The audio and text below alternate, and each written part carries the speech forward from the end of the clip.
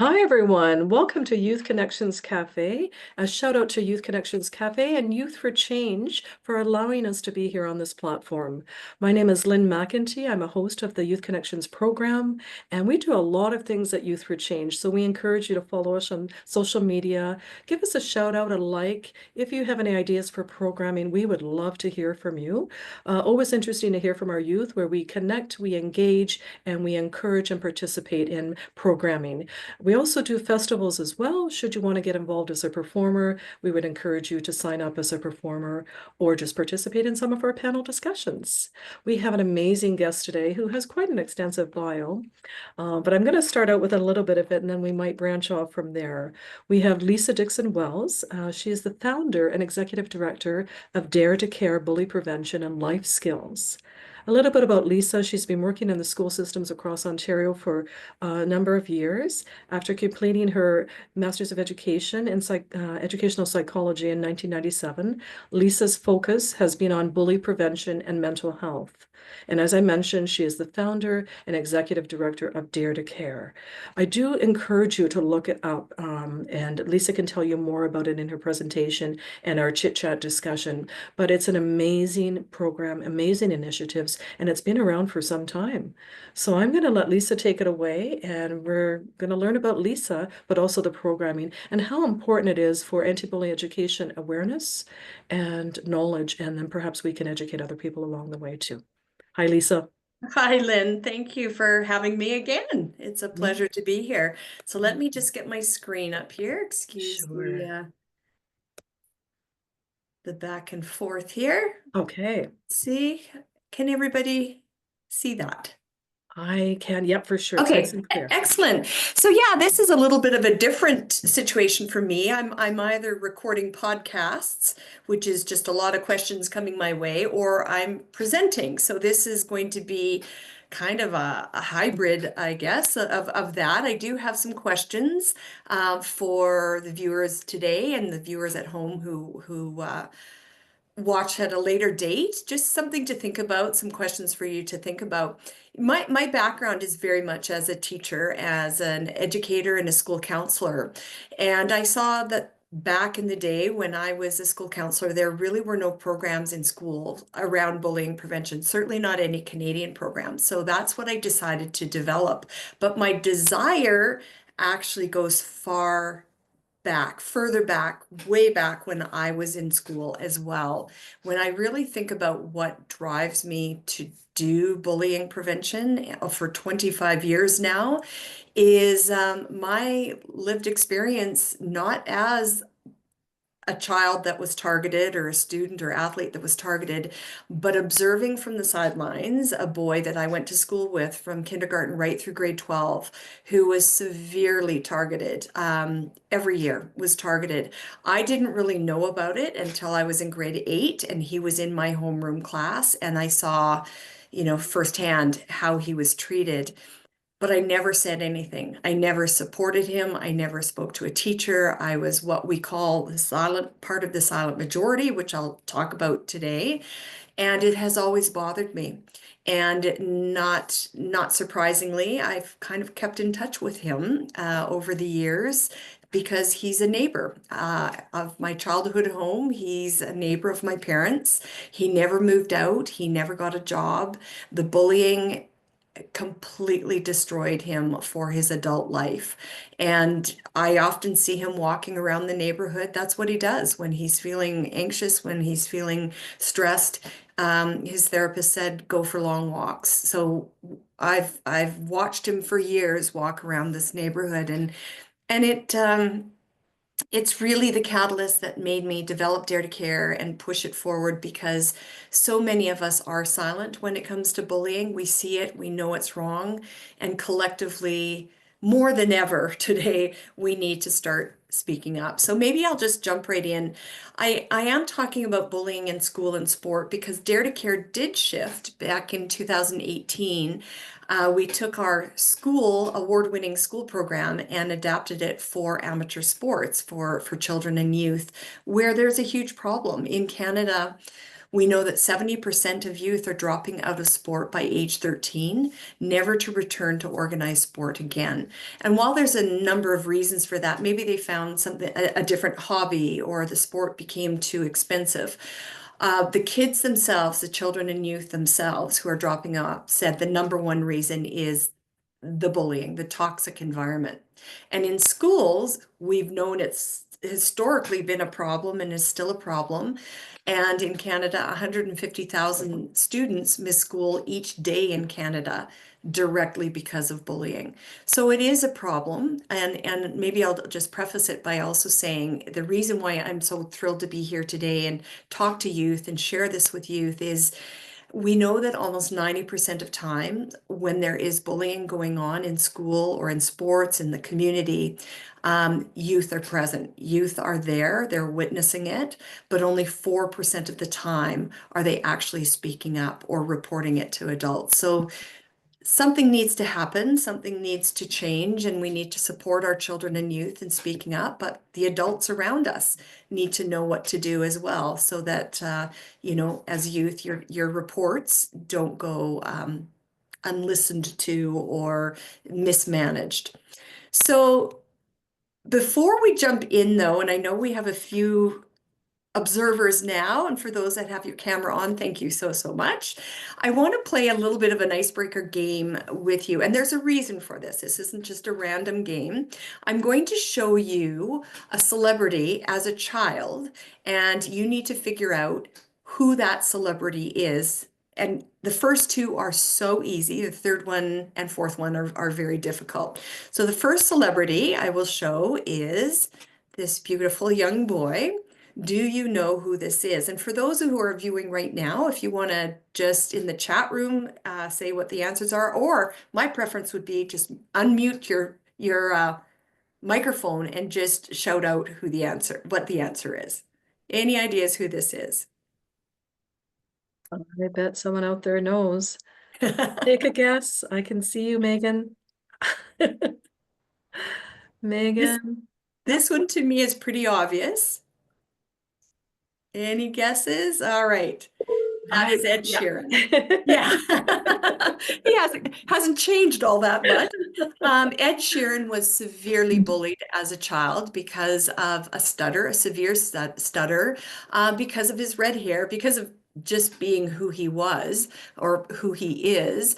And whether you like his music or not, he is a very successful musician, director, just a successful person all in all. And I'll come back to why I'm sharing his picture in just a moment. But the next picture, also, I believe, very, very easy. Do you know who this is? Anybody want to unmute and take a guess? I want to say Taylor Swift. You got it. You got it. And again, hasn't really changed all that much. And if you've read any of Taylor Swift's, autobiographies, her books, she also was severely targeted, bullied, especially in middle school because she was just starting to break on the music scene, and there was a lot of jealousy. And unfortunately, the hidden aggression, the hidden culture of aggression amongst girls and women, when we are kind of jealous or feel inferior is to spread rumors, to gossip, whether that's behind their back or online. And Taylor Swift to this day is still getting a lot of that for sure. This next one, oh my goodness, I don't think anybody in 5 to 6 years of showing this picture has gotten this one. But take a wild guess at who this might be. Hmm. Bruno Anyone? Mars, maybe? Who? Bruno Mars.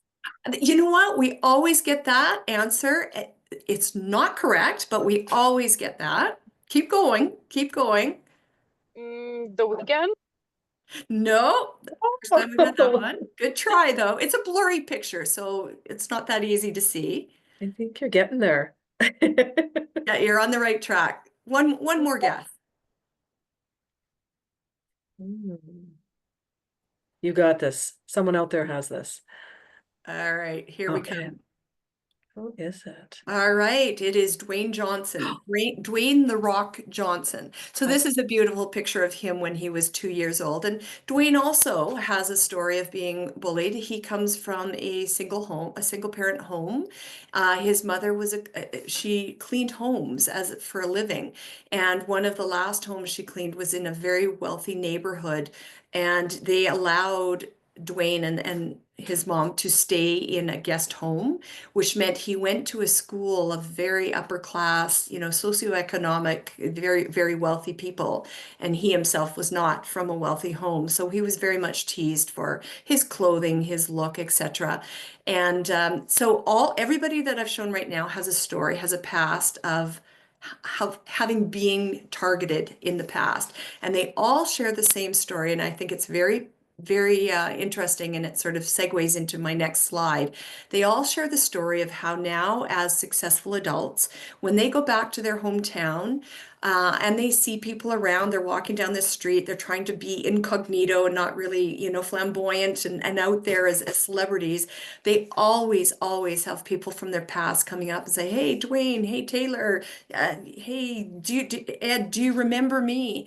And they all say how they immediately go back to their childhood and they remember those who were kind to them and those who were not. And it gives them such great pleasure to just turn and walk away from those who didn't treat them fairly. So I guess my point is, and we'll talk a bit more about this in a moment, is you are going to be remembered. Every single one of you are going to be remembered by your classmates, by teammates, by neighbors, by the teachers you have now and the teachers you have in the future, or coaches.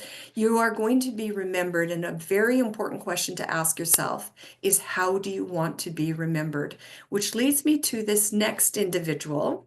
I don't expect any of you to know who this is, but had he not become very famous for all the wrong reasons, which I'll explain in a moment, he would have been a household name as a hockey player. He was on track to become one of the best hockey players the NHL has ever had. His name is Mitchell Miller. Several years ago, he was signed to the Boston Bruins, one of the youngest, and he was first draft signed to the Boston Bruins. Multi-million-dollar contract. He was well on his way, and he hadn't even played his first game as a Boston Bruin when all of a sudden social media started to flare up about, hey, this guy is not that great. Back in middle school, he really tormented a few of the special education students in our school. And the actual individual who Mitchell Miller really did target spoke up as well on social media. There were videos shared of Mitchell Miller back when he was in grade 7, grade 8, and the Boston Bruins split from him, dropped his contract. He will never play with the NHL again for decisions, really bad decisions he made when he was a very young individual. So again, this goes back to this whole question, how do you want to be remembered? And I know when we present in schools and we present to sport teams, we always start with this, is that, and we end with this as well, that every couple of months, just remember that. Ask yourself, how do I want to be remembered? How am I coming across? Am I coming across to others as being a caring person, a helpful person? You have the right to opinions. You have the right to say whatever you want, but if it's hurtful, if it's mean-spirited, whether it's to the person's face or online, those are things that are going to be remembered and possibly come back to haunt you. And Mitchell Miller is a classic example of how that absolutely destroyed his life. My assumption is you all want to have good jobs someday because your parents won't be paying for everything. Perhaps some of you have a hobby that you want to make into a career.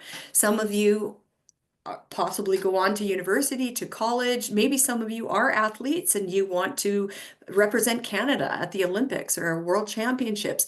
What you need to know is every coach, every boss, every university and college, they are looking at social media now and they're forming their opinion on whether they want to have you work for them, be on that national team, go to their university based on a lot of what's happening on social media, the language you're using, the pictures, photos you're sharing, how you're talking about other people. So again, how do you want to be remembered? And that's not just in person, that's your online profile as well. So I want to jump into, this is something that I created a long time ago because I didn't want to just stand in front of kids and children and youth and talk about all these statistics.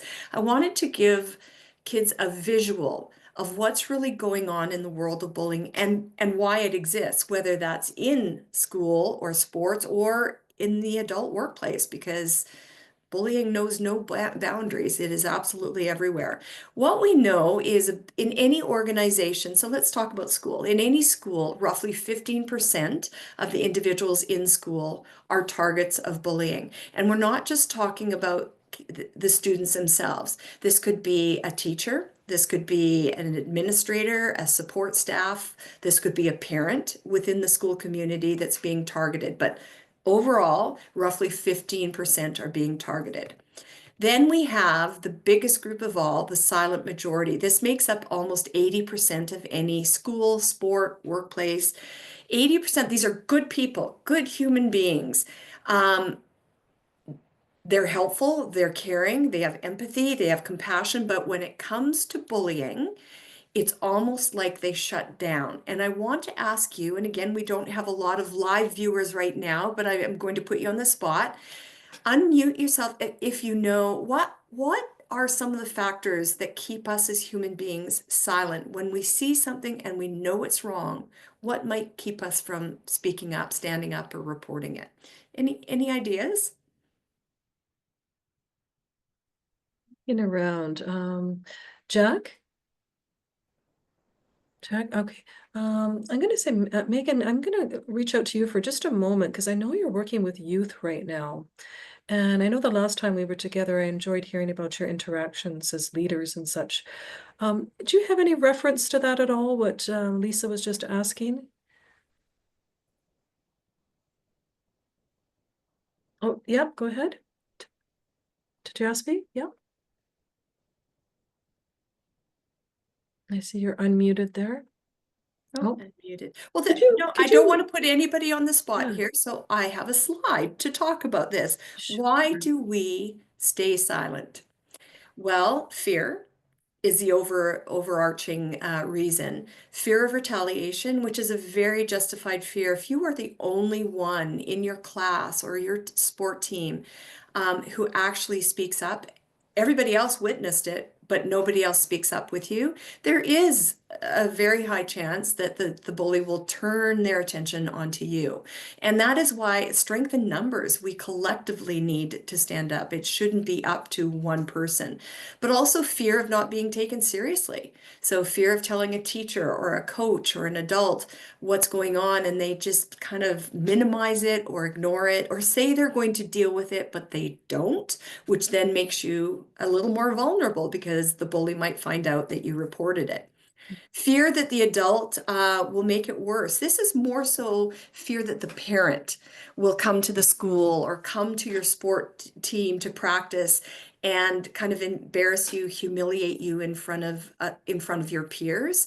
But the biggest fear of all, and I'm going to say probably starting around age 9, the biggest fear of all is being seen as a rat or a tattler and then being rejected from your peer group. And not just as youth, as adults as well, one of the most basic needs we all have as human beings is that need to fit in, to belong to a group. It doesn't matter the size of the group, but just to have this sense of belonging. So if you have your peer group and your fear is that if you speak up, they'll see that you're a rat and kick you out, well, unfortunately, that fear of being rejected from your peer group overrides the moral compass to speak up. But if everybody was speaking up, or 3 or 4 of you were speaking up, all of these fears absolutely dissipate, absolutely go away. And the last, it's not a fear, it's a psychosocial phenomenon, is the bystander effect. The more people that are witnessing, the less likely somebody's going to speak up. It kind of becomes this, well, I guess it's not my problem. Nobody else is speaking up, therefore it's not my problem. Or somebody else will take care of this. This is not my job. So a little bystander effect is borderline apathy of just like, not my worry. So With all of this, the fear and the bystander effect, it is no wonder that we have almost 80% of a school, a sport, a workplace who are remaining silent. And that's got to change. It absolutely has to change. I'm putting this little bit here, the caring minority. Years ago, I'm going to say 20 years ago, I was standing in a gym in a middle school of grade 5 to grade 8 or grade 9. I'm not too sure. There were probably 400 students in that gym. And I was doing this diamond talking about this next level, the caring minority, which is about 4%, very small group. And a boy stood up, he was in grade 6, and he was crying, and he said, is it possible to be in more than one group at a time? So I asked him what he meant, and he said, well, I'm down at the bottom, definitely a target at the bottom, and I probably always will be, but I'm also up here in the caring minority because I don't want it to happen to anybody else. So I reached out, I started doing focus groups in all the schools I went to ask this question, like, who do you think makes up the caring minority? And resounding answer was, it's made up of those who have been bullied in the past and those who have loved ones who are being bullied. And so the bottom line is the caring minority is far too small. The silent majority is far too big. And then we have this last group, those who are actually involved in the bullying behavior. And this is where I think it's a huge eye opener. Really, it is only the very peak of this diamond, I'm going to say about 2% of any school, any workplace, any sport organization, 2% who we would define as the true bullies. The other kids or adults who go along with the bullying are the followers. Some who just think they're cool by going along with bullying, others who follow out of fear that if they don't follow, they might be the next target. And the reality is, if these followers don't go along with what the bully says, and we're seeing this live, global right now, if anyone stands up to the true bully, they lose their job, they lose their position, they go right down to the bottom of the diamond to the target. So what we're dealing with is really 2% of people who have an incredible amount of power, incredible amount of influence. And really, I often have kids get mad at me with this diamond and say, like, why are you putting those ringleaders, that 2% right at the very top? Like, why are you putting them there? And my response is, I'm not putting them there. Who is? Who's allowing the small number of toxic individuals to have so much power? And the answer is the silent majority.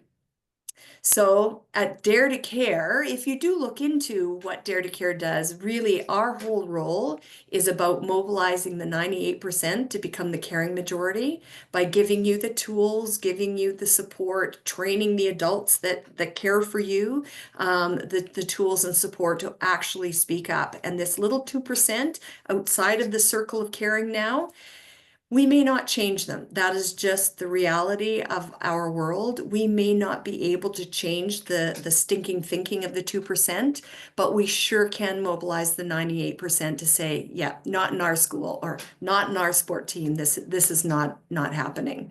So at Dare to Care, that's really our goal. And we've been having great success over 25 years, thanks to children and youth, just like you, who are saying, enough is enough. We need to do something. Any questions at all about the diamond, about the goal of shifting the shape away from a diamond where there's a hierarchy into this beautiful circle of caring? Any questions, any comments? Okay, friends, we'll just take a moment here. Feel free. It's an open, safe place to chat. And if you feel more comfortable typing in the chat, you're welcome to do that. And I can always, Lisa and I can always read from there. Meg and Jack, you just came back in. So anything at this point? I think I would like to, sort of just reference it. I think we've all experienced bullying to some degree in our lives, whether it be at a young age and even in the adult world as well, too, in the workplace. I wondered if perhaps, if you can change that. It's hard if it's 2% of people are bullying and there's the caring majority. How do you win someone over, I guess, so to speak, to be the caring majority? Well, there's many levels to it. I think first and foremost, and it kind of segues nicely to my next slide, is, one of the biggest roadblocks in really effectively dealing with the bullying in any culture is when everybody's defining it differently. So that education piece, and we're going to get there, I'm going to talk about it. Everybody calling it what it is and not normalizing behavior and saying, oh, it's always been like that, or oh, it's okay, she's joking, he's kidding. To not normalize this behavior. That's the first thing. The second is to have the skills to be able to comfortably stand up to something. We always say stand up. Well, what does that mean? It means to assert yourself. Well, how do you assert yourself without making it worse, without it escalating? Because we hear of horrible stories of, innocent bystanders stepping in and then getting seriously hurt. It's because they allowed it to escalate. To assert yourself is just, you keep it short and simple. Hey, you need to stop. Knowing full well they're probably not going to stop, and they're probably going to turn around and say, yeah, going to make me, or this isn't your problem, or what are you going to do about it? And again, you just repeat it, you need to stop. 90% of the time, it will stop within 10 seconds when you do that. It's not to say it will stop forever, permanently, but in that moment, it will stop. So we need to start asserting ourselves more. You don't need to fix it. You don't need to solve the issue. It's just assert yourself. You need to stop. And you say that twice. And then the last part, our schools, our sports, our workplaces need to have code of conducts that holds everybody accountable with no exceptions, that there needs to be an investigation and there needs to be accountability, not, you know what, well, she's a good kid normally, so we'll just let her get away with this, or she's such a charming girl, she couldn't possibly, or he couldn't possibly be a bully. If it's being reported, the adults who care for children and youth have a responsibility to investigate and follow through. And that takes skill as well. So Dare to Care kind of encompasses all of that, teaching the youngest of kids in kindergarten right through our administration, our principals, our coaches, our management. We all play a role here. And is the message the same at a kindergarten level and when you're transitioning to high school? Yeah, absolutely not. I mean, the message is the same. It's just delivered much differently. And certainly kindergarten, grade 1, 2, the emphasis is more on identifying bully behavior versus buddy behavior, and, giving them some very basic tools. As we get older, we get a little more in depth, a little more, throwing a little more responsibility back at the kids themselves, and the skills become a little more advanced. The language, certainly we're not going to talk about sextortion with elementary kids. We definitely start that around, junior high, middle school. It's talking about some of the far more serious criminal issues that unfortunately youth are experiencing at a higher rate these days. Mhm. I love how So you yeah, just it's all age appropriate, I guess is what I should say, Lynn. Yeah. yeah, for sure. No, and it's quite a multi-tiered program, actually. So Yeah. I think it's really important. People check it out. Please do. Quickly, just you said the phrase "you need to stop," and it stood out to me because it's just clear, it's direct, it's to the point. Something that a kindergartner, a grade 1 or Yeah. 2, or could, those are clearly things that they could empower themselves to use. Uh, Yes. Yeah. and that can start at the home as well too, if parents are feeling Yeah. going Yeah. through it.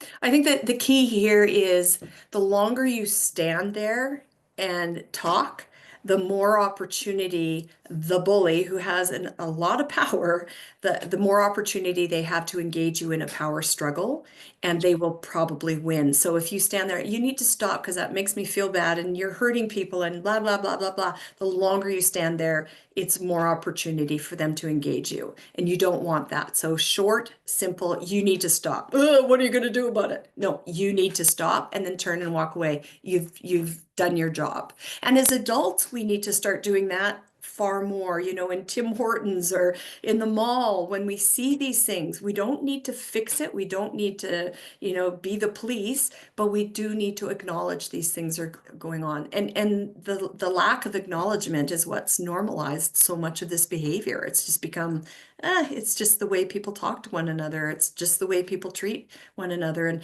the thing is, conflict is normal.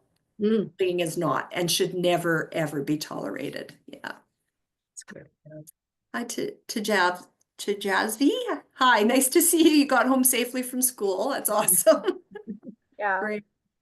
So I don't want to spend a lot of time on this because you have presentations in schools, but you know, Lynne, you did bring it up. Like how do we tackle this issue? And really it does, first and foremost, everybody understanding the difference between, well, actually what we call mean moments, conflict, and bullying. Mean moments we all have. It's part of being human. It's usually out of emotion. We're hungry, we're sad, we don't feel well, we're tired. We lash out. And it is intentional. It's a one-time thing. You know, I come home from school, my mom says, "How was school?" I go, "Never mind, I don't want to talk to you." And I go and slam the door in my bedroom, and my mom's going, "What did I do?" Like, I just asked a simple question. So it's an emotional outburst. It can be very hurtful, and it's one-sided. So I lash out at my mom. My mom doesn't lash out back at me. She's just in shock that I've said it. So mean moments are normal, and it does require an apology. And most people are good at apologizing once they calm down a little bit. Conflict is also very normal and very healthy. It is occasional. You know, it doesn't last for months and months and months. It's typically because of a misunderstanding or a difference of opinion. But it's banter between two people or two groups of people. It's not one-sided. It can escalate. It can become hurtful and nasty and mean things said, but it's still considered conflict because it's two-sided. It's very much like a tug of war, this back and forth, back and forth. And eventually somebody says, "You know what, this is ridiculous. I apologize," or I hear you, I understand where you're coming from," and everybody moves on. The great thing about conflict and why it's healthy is it allows us opportunity to learn other people's opinions and broaden our world. So conflict is not always a bad thing. And again, very normal. Bullying, however, like I said, is never, ever to be normalized. It is something, it's not a one-time thing. There's usually history, sort of that behavior becomes this typical way of an individual to act towards people, you know, being disrespectful, rude, swearing, that type of thing. Their behavior, there's a pattern of negative behavior. It's intentional. Their intention is to hurt, and it is one-sided. So like a mean moment, it is one-sided, but what differentiates it from a mean moment is a one-time thing. Bullying has got to have legs. It's got to be repetitive. And if we can all understand and differentiate bullying from conflict or mean moments, that's the first step, really, on you know, recognizing it, acknowledging it, and then moving forward with it. Any questions on this? I love this chart because it just really is an overview of the 3 most common behaviors humans have out there. Jack, did you have your hand up earlier? No, I don't think so. I think you had it up and we continued to talk, but go ahead. No, I didn't have it up. Okay, pardon me. I was just imagining that. But that is a great chart. It really is. It kind of puts it out Yeah. there for us, you know. Yeah. And we actually, I mean, this is a simplistic enough chart that we can talk about this in kindergarten, grade 1 and 2 in very simplistic terms, but it's the beginning of getting this common language at a very, very young age and a common understanding. So yeah, I'm quite fond of this chart. So I do have a question for the viewers, and if you're watching this recorded, this is a question for you as well. Every country gets to decide at what age a child in that country can be held criminally accountable or charged criminally. So in Canada, what age can a child or youth be criminally charged? Anyone want to guess at that one? Is it 16? You're close. 18? Go down. 17. Go downer. 15. It is age 12. In Canada, yes, individuals can be criminally charged at age 12, depending on the seriousness of the offense. What's interesting, in the United States, in I believe it's 43 of the states, it is age 7 that you can be criminally charged, which is really quite shocking. But in Canada, it's age 12. So what I want to do, we're not going to talk in great detail about the types of bullying because I think we're all pretty aware of them. But I do want to talk about where bullying would overstep the boundaries into criminal activity. And I do think this is something, starting at around age 11, 12, all kids need to know. So there's no gray line. There's no fine line. If they get themselves in trouble, they can't say, well, I didn't know that was criminal. Yeah, you did know, you just chose to ignore that. So physical bullying, the hitting, punching, kicking, tripping, pushing, slapping, we all know the physical bullying. Where that would overstep the line to become criminal if it results in any bodily harm. So years ago, there was a huge trend. It was called the five-star, and where kids would go up to others and slap them as hard as they could. And the whole point was to have your whole hand indented on the person. So all 5 fingers, flaming red on the person's skin. And if only 3 fingers showed, then you failed. That was not a 5-star. It was a huge trend. I'm going to say 6, 7 years ago, and maybe some of the viewers remember this trend. It has come back. Through TikTok, it has come back again. But what we need to understand is if you hit somebody and they fall back and trip and fall in the grass and cut their finger because of broken glass, or they hit their head on a bench, or there's any physical harm done, that potentially is a criminal offense. So jumping on people's backs, as fun at school, in the hallway, somebody trips, falls, again, hits their head on a locker and is concussed, that could lead to a criminal charge once you're 12 years of age. Physical bullying also includes taking a property or damaging property. And again, if you that's theft, which is a criminal charge, or damaging property, again, depending on the value of the property, could lead to a physical charge. The verbal bullying, the name calling, the teasing, the giving horrible nicknames, that type of thing that we all hear, the chirping that goes on, where that could step into a criminal offense for children and youth at age 12, is if that verbal bullying incites violence towards a person. So online or at school, in the hallway, it builds up people's anger towards somebody or a group of people, and then there's a physical fight or there's a threat of fight. That would then potentially be a criminal offense. Social relational bullying is anything that damages somebody's character. So when we talk about social and relational bullying, again, anything that damages somebody's relationship with friends, so spreading of rumors, telling lies about somebody, excluding someone, spreading rumors. And unfortunately, I would say in school and in sports, social and relational bullying is one of the worst forms of bullying there is. Where that steps into potential criminal offense is if the rumors, the gossip causes somebody to lose a job or get kicked off a national team or not get a scholarship to university because of these rumors, these lies. So if you damage somebody's future by damaging their reputation, again, potentially a criminal charge. And then the world of cyberbullying. At Dare to Care, we started talking about cyberbullying back in 2006. And it was so easy. When I look back to that time, it was so easy because most families, if they had a computer, it was one family computer, kind of in the high trap, maybe the family room or the kitchen. Social media didn't exist. So cyberbullying was pretty narrow. And now, along with social and relational bullying, obviously cyberbullying has just taken over. They do say in Canada, cyberbullying has increased 90% since the onset of COVID and has not improved. It has not gotten any better.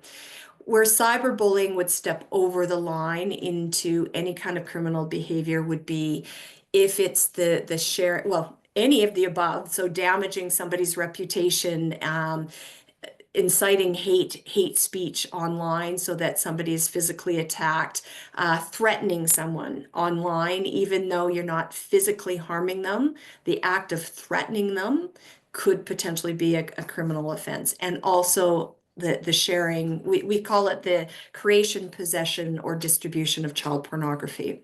And one of the things that youth, I don't really think fully understand is, first and foremost, this part they do understand. Don't ever share a nude or partially nude photo with anybody. If the person who's asking for that photo respects you, truly respects you, they wouldn't ask for that photo. And if you respected yourself, you wouldn't share those photos.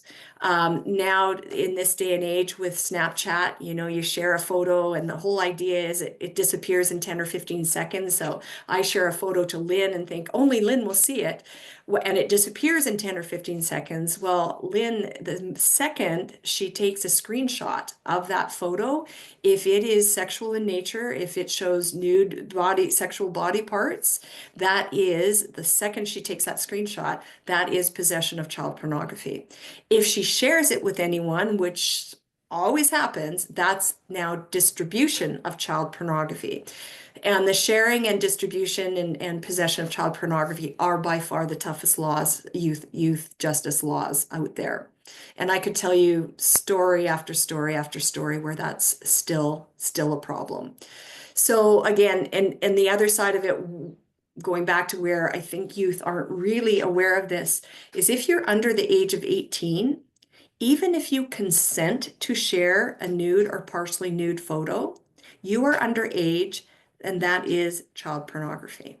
So under the age of 18, and I actually had an argument with some grade 8 girls probably last year. They kept saying, it's my body, I can do what I want, I can share whatever photos I want, I'm consenting. So I explained the law that, under the age of 18, no, you can't. That's child pornography. Under the age of 18, there is no consent. You are not allowed to do that. They didn't care. They did not care about the law. The only thing they really listened to was the story, which I won't share here in full length, but of a young girl in Montreal, a 13-year-old, who did send a couple of photos unwillingly, but finally was coerced to send a couple of photos to her boyfriend.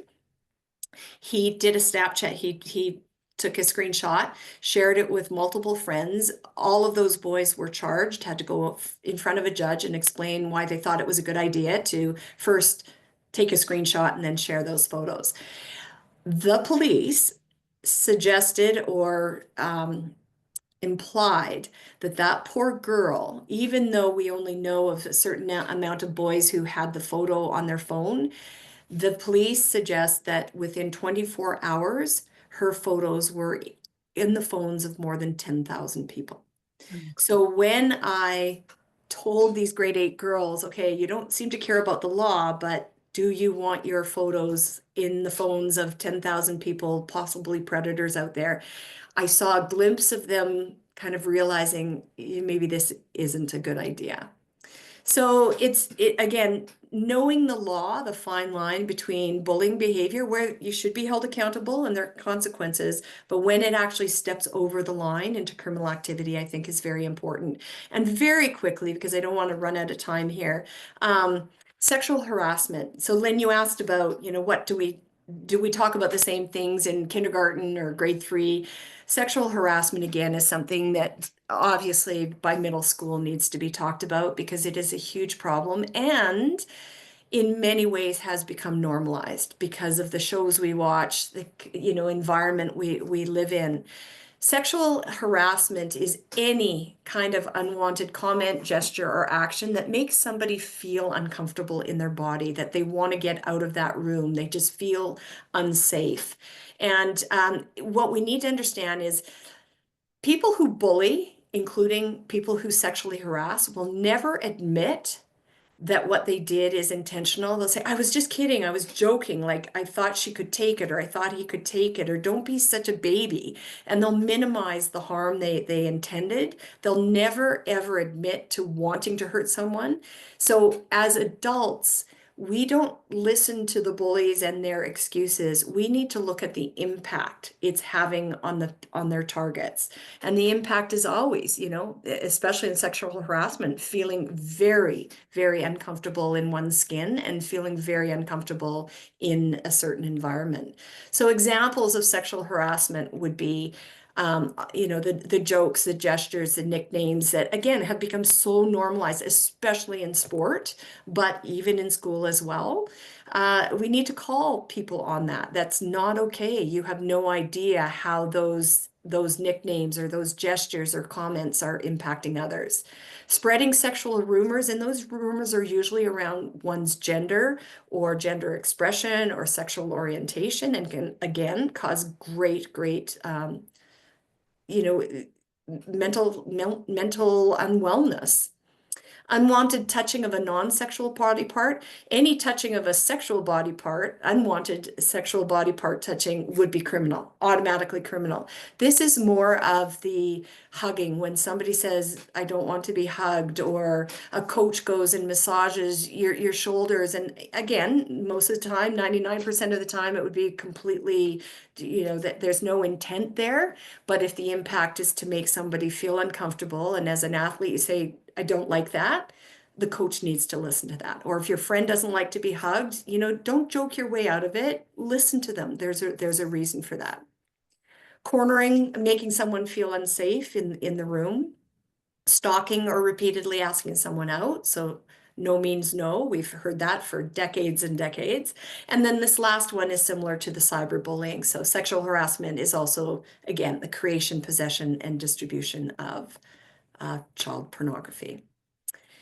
Can you, I'm going to leave that video to the very end here. Maybe I'm going to just pop up. Could you hear it when let me just see if you can hear Thought it. I had heard something. Okay, let me just see. Chubby, short. You can. Okay. I'm going to leave that to the very end. I'm just going to pop out because I know classic me, I can talk for hours and hours and hours here.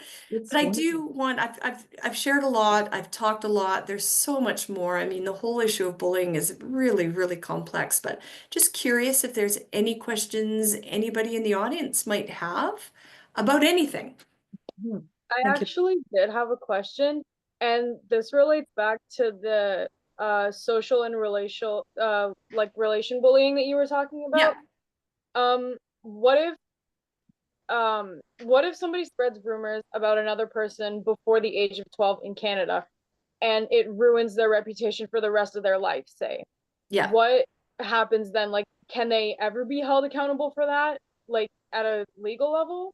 No, they're really under the age of 12. There is no criminal charge for that type of thing. What I can say, however, and I'm not a police officer, but I've certainly had police officers in presentations before. And what it seems to me is, depending on the severity of it, if a child is underage and does, is involved in criminal activity, but they can't be charged because they're underage, there is a file that can be started on that child. And so if they then become 13 and they're charged, things from their past can be considered in the judgment, the final judgment. And it's a really good point too, because, as youth, we all have always known that once you're 18, any charges you accumulate between age 12 and 18 are what we call cached. It's a French word meaning they're hidden, meaning your employees, your parents can't dig around and find out those charges. However, if it is involving child pornography, the creation, possession, or distribution of child pornography as a youth, and you reoffend at any point in your adult, and not even a sexual, a child pornography charge, but theft or vandalism, or I don't think a speeding ticket, but something on the more severe end, the police do have the right to bring up those former charges of child pornography from your youth and that will help the judge determine, what the actual outcome will be. So a great question, but in Canada, under the age of 12, no, there wouldn't be criminal. Even if it's, violent crime, however, a file would be made. Yeah, no, thanks for that. Great question though. Yeah. Mhm. I do have a question. If we have anybody in the forum, because this is a huge conversation amongst parents right now, and I'm not so sure it is amongst youth, but have any of you watched the show Adolescence on Netflix? And if you haven't, then it's a moot point. I encourage you to watch it. Yes, it just came out about 2 weeks ago, and there is a huge conversation. Just look up the show Adolescence. It's a British show, and it's not based on a true story, but it certainly could be. And it's about a young boy who finds himself in trouble with the law for a very serious crime. And the parents are astounded because we have a good kid. He does well at school. He's got good friends. He doesn't party. He doesn't do drugs. He's a great kid. He spends a lot of time in his room with his new laptop, though. And in time, I don't want to blow the whole show, but it's the influence of social media on this 13-year-old boy. And there's talk about this Netflix series being shown in all schools, and I would say middle school and high school. And I think it would be a great idea. And I was just curious if any of our viewers have seen it and what their thought would be on that. Lynn, that's your homework tonight. Yes, Oh, absolutely. it's a 4-part series, and I said I couldn't put it down. Like I watched all four Oh, parts. wow. Yeah. Brilliant acting, but the message behind it is kids, be careful who you follow online. The influence online of there's horrible influencers out there. And parents, don't assume that all is okay just because your kid is doing well in school. Ask questions, learn a little bit more about who they're following, what they're doing in their bedroom. And to Jazz, you're not going to like what I'm about to say. I really believe there should be no internet access in a child's bedroom, period. And that's a tough thing to say to older youth who are going, are you kidding me? But that's, I think, a really good rule at a very young age for parents to just set that rule that, you can do your homework. And if you're older, great, you can have internet access maybe until 9 o'clock at night. But after 9 o'clock at night, it's shut down. It takes away the temptation. Kids are sleeping better. All the kids that have had this, their parents have set down the bar on them. After the anger subsides a little bit and FOMO, that fear of missing out, there's a great relief of just, I get to just disconnect. I get to read a book. I don't care what's going on in my world, my online world. There needs to be more of that. So anyway, homework for everybody. Watch Great. Adolescence. It's very powerful. That's amazing, Lisa. Thank you. Mhm. To Jazz, you wanted to say something? Jazzy? I Yeah. did. No, I just wanted to say that to some extent, I definitely do agree with you saying there should be no internet allowed in a child's bedroom. I personally, I also feel like to a certain age, a child shouldn't be allowed to have their own screen. Yeah. Like that's just my beliefs because that's the way that I've been brought up. Me and my older brother, he's a year older than me, and my dad, he shuts off the internet for the both of us after 10 p.m. And I applaud your dad. and this happened during COVID when we were on our screens for the whole day because school was online and we had nothing else to do. And in the beginning we were both really, upset about this. We were like, we're not spending that much time on our screens, because we didn't see it. But as I've gotten older, I personally, like, I step away from my social medias. I have been logged out of my social medias for the last month. Wow. I am just, and honestly, it feels good to just let go. Yeah. But yeah, I feel like there's a lot of factors, and to a certain extent, there should be boundaries on internet and screens just in Yes. general. Yeah. And until the big conglomerates can figure that out, I've always believed parents are the number one line of defense, right? Like, I really do applaud your dad, and not all parents are willing to. It's an argument you have to have with your kids, right? That your kids are not going to be happy, but it's an argument worth having. Absolutely worth having. And I think that this show, Adolescence, is a huge wake up for parents to go, geez, things aren't so smooth as I think they are, and who is my child really following? What are they seeing online? And that complete disconnect. And it really is adults as well. We need to take that message too about disconnecting. I agree. I sometimes think, well, I didn't spend too much time today on social media, and then I see at the end of the day what my accumulated hours are, and it's going, are you kidding me? So it sneaks up, you go down that black hole pretty easily of just, yeah, searching the web, I guess. So if there's any other comments, I just want to make sure there's no other comments, and then I'll just finish off with, I think, a really powerful video, 2-minute video. Yes. Any other comments? No, to just me? Yeah. Okay, let's do the 2-minute video, and maybe just something at the end. We'll grab Sure, yeah, absolutely. Well, let me just segue into the video. A couple of years ago, Burger King put out this video, and I again applaud them for really recognizing the issue. And just to set it up, this is a real Burger King somewhere in the States with real customers. The only actors are a group of boys at a table, and they're clearly harassing the one boy. They're all actors.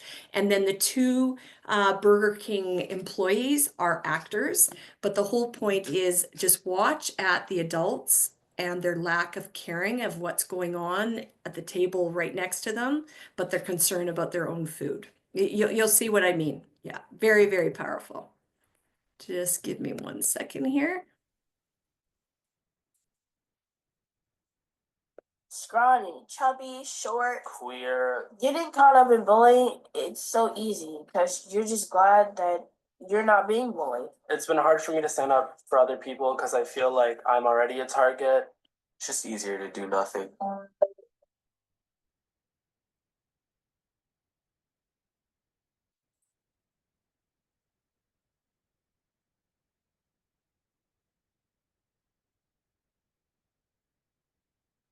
Stop. Fine. Dude, ow. Fine. Stop. Fine. Ow. Stop. Do you have any friends? Yes, I heard you. What are you even doing here? It's too easy. Stop. Come on. I get it. Maybe you are a little bit more. Oh. You think you're special? Virginia meal.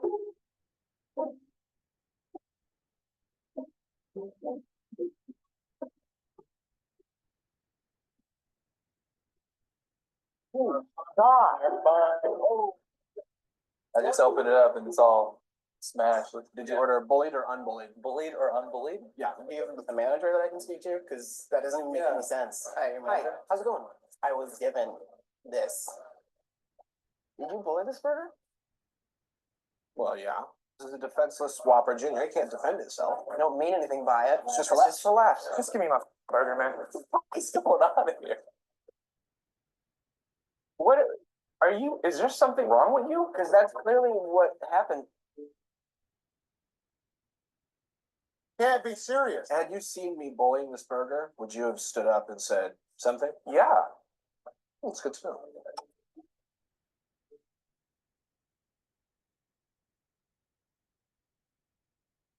Okay. Yeah, I'm okay. Yeah.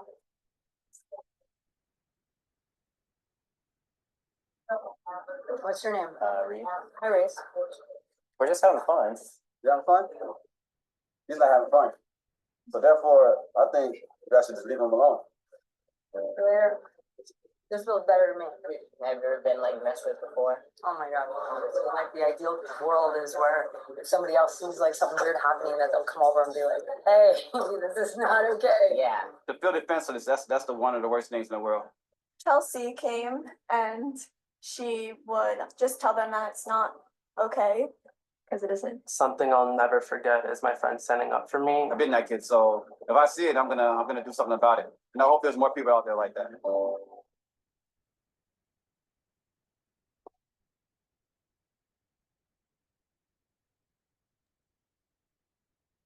All right.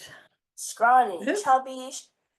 So I love that video for so many reasons. If you watch it again and really pay attention to the adults who complain about the burgers, every single one of them walk right by the table of those boys. And it goes right back to what I said at really close to the beginning, that we need to start asserting ourselves and not resolving the issue, not getting overly involved and engaging, but just, hey, you need to cut it out, because 90% of the time it does stop. And that's a start. That's something we can all start doing in our communities. Don't engage, don't stand there, because it will escalate. That's what the bully wants. So just say your piece, keep it short and simple, and walk away. So yeah, so my challenge is to all of you to be those people, to speak up and encourage your friends to speak up. And I think never before, we need this. We definitely need this. So I will throw it back to you, Lynn, with any final comments or questions. Thank you. I wondered if we could, Jack, if you wanted to just ask a final question. I know you were here early on before we even started. So if you feel like it, the floor is yours right now. No, but that's okay. It's been an amazing presentation. Tejas, any final comments or thing for Lisa before we head out? No, not much, but I just wanted to add, like, I was on my way home and my grandfather was driving me, and as you were talking about bullying, especially in schools, my friend recently, a very close friend of mine actually, she's been getting bullied since last year by these two girls, and it's very passive aggressive. They never once go up to her and say it to her face. I was actually with her one time when they said something about her hair because she changed her hair color, and they walked right past us and they were laughing and giggling like, oh, it looks different every time I see it. And my friend had reported this to the office multiple times, but it didn't stop, and she ended up having to switch schools, and so now she doesn't go to the same school as me anymore. And those two girls, they just find someone else to bother. Yeah. So two things I say about that. One of the things that is so incredibly important for all of us, if we are on the receiving end, if we are being targeted, is to document, so that there's a timeline, right? If there's no timeline, no documentation, it becomes he said or she said versus she said, and the bullies will always charm their way out of it. Always throw other people. They're masterful at throwing others under the bus. And the fact that you said passive aggressive, unfortunately, that's the hidden culture of aggression amongst girls and women, which is really hard to prove, but the documentation is there.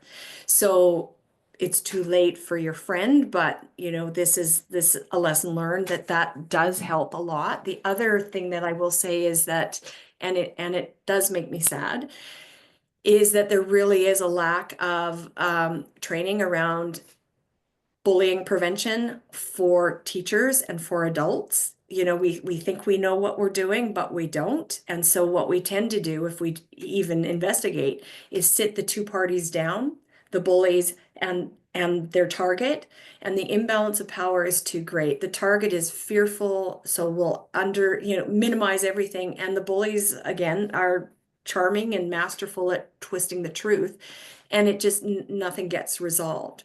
So one of the first and foremost things we say to teachers, to coach, any adults who care for children, is you never ever sit the bully and the target down. You investigate, and your friend has it all documented. The bullies will have nothing documented because they don't think what they did was wrong.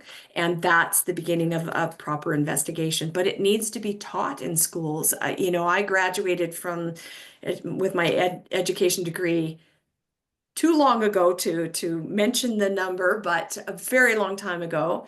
And you would think things have gotten better. And in many ways, they have. In many areas, like dealing with neurodiverse children and things like that, there's far more information. But when it comes to bullying prevention, still a total lack of education out there. So Yeah. Dare to Yeah, Care no, is out there. We're doing the best we can.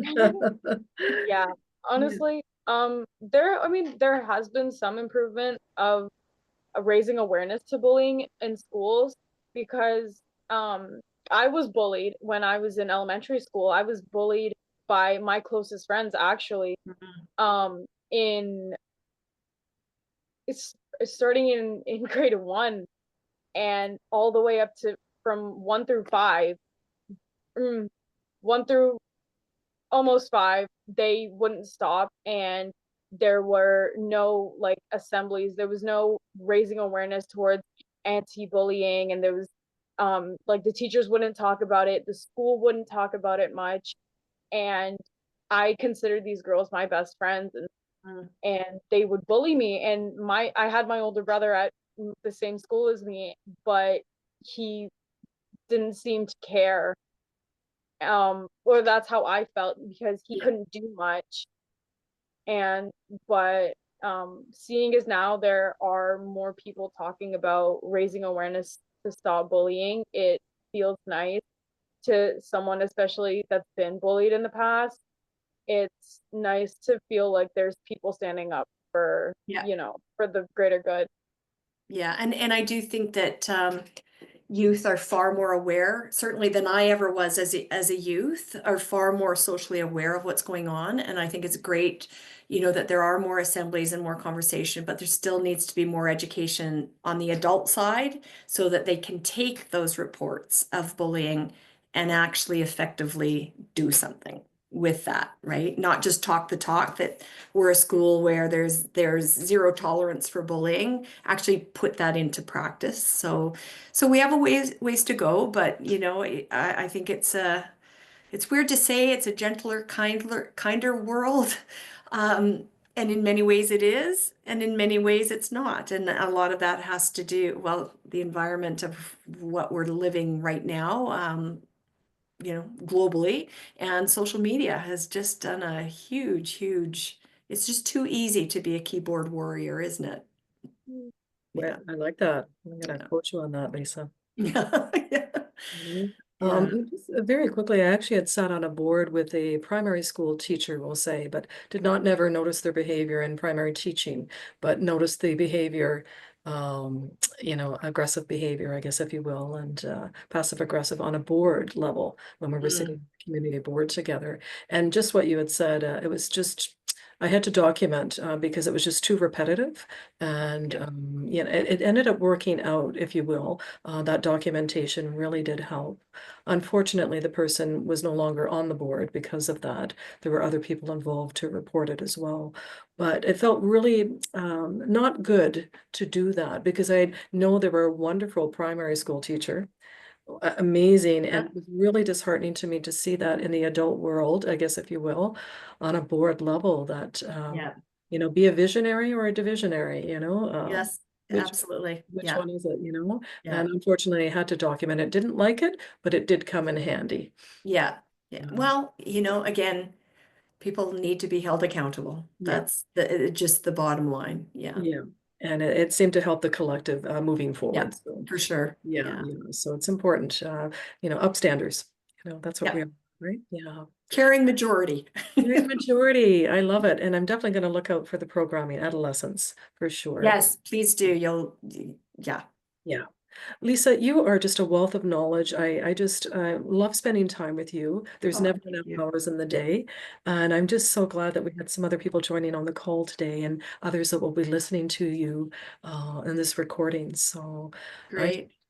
I'm just so grateful to you for doing this. Well, thank you. Always a pleasure. Thank you. And You know, thank you for the great questions and getting involved. A very small group here, but I love to answer questions, as you could probably tell. So, Lynn, thank you for having me for sure. A pleasure. And please reach out to Dare to Care. Follow Dare to Care on social media and check out all the wonderful things that the collective is doing. And Lisa was the visionary of Dare to Care. So I just wanted to do a shout out for that as well, too. She has a wealth of knowledge and she has great expertise. And she's joining us from another province today. So we are in Ontario and Lisa is in. Today you're in Alberta? I'm in Alberta. I'm in Calgary. Yes, it's only 3 o'clock here, and I wish it was dinner time. So I may fly out to you so I can have my dinner. Nice. Any final thoughts before we go, Jack? To Jaspi? No? I think that's it for me. Okay, all right. Well, we are signing off, folks, from Youth Connections Cafe, Youth for Change. Please follow us on social media. Do a shout out to Lisa when we post the video. And don't forget to follow Dare to Care on social media as well. We're all about inter-ability education and awareness and raising the bar on community connections. So thank you so much, everyone. We'll see you next time. Bye-bye. Bye, everyone. Bye.